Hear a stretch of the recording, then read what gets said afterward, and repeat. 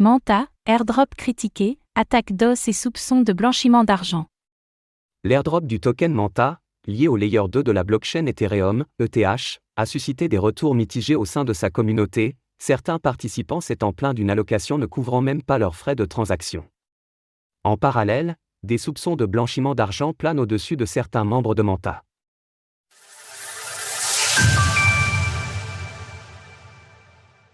Retour mitigé pour l'airdrop de Manta.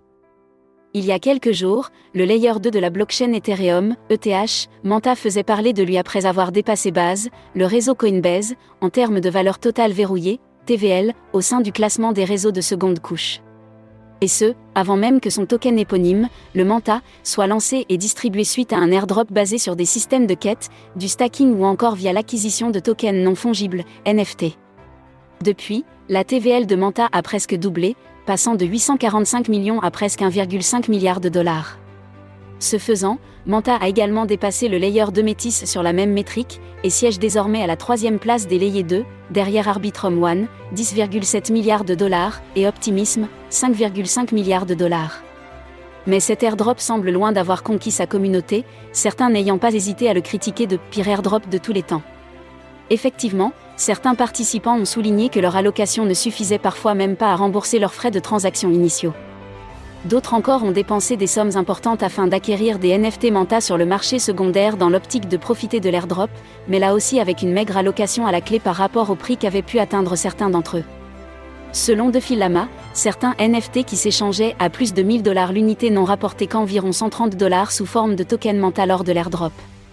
Toutefois, soulignons qu'il ne s'agissait là que de spéculation de la part des acheteurs, et que Manta n'avait pas précisé quel montant serait versé aux détenteurs de ces NFT. Attaque DOS et soupçons de blanchiment d'argent en Corée. Des soupçons de blanchiment d'argent entourent une explosion du prix du token Manta lors de son listing sur l'exchange crypto sud-coréen Bitin. Alors que le token Manta s'échange entre 2 et 3 $ sur la majorité des plateformes, ce dernier a connu un pic à 230 $ sur Bitin le 18 janvier, avant de s'effondrer. Selon certains observateurs, la responsable du développement commercial en Corée pour Manta aurait reçu 2 millions de tokens Manta sur son wallet personnel avant de les déposer sur Bitin, ce qui représentait alors 75% des tokens hébergés sur l'exchange. Et ce pic à 230 $ aurait été observé 5 minutes après ce dépôt, laissant penser à un probable dump.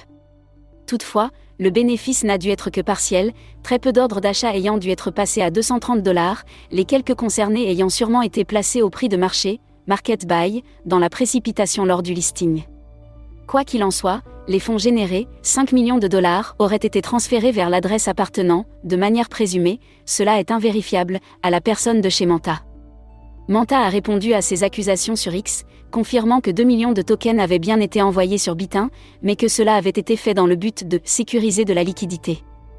Les fonds sont destinés à être utilisés pour les investissements et la croissance de la communauté Manta en Corée, a précisé le projet. Le 18 janvier, date de distribution du token Manta, les équipes du projet ont tweeté que le réseau avait subi une attaque DOS, et que 135 millions de requêtes RPC avaient été envoyées vers les nœuds de la blockchain. Mais le réseau s'est toutefois montré résilient, et aucune perte de fonds n'est à déplorer. Source, L2Bit, Arkham Intelligence.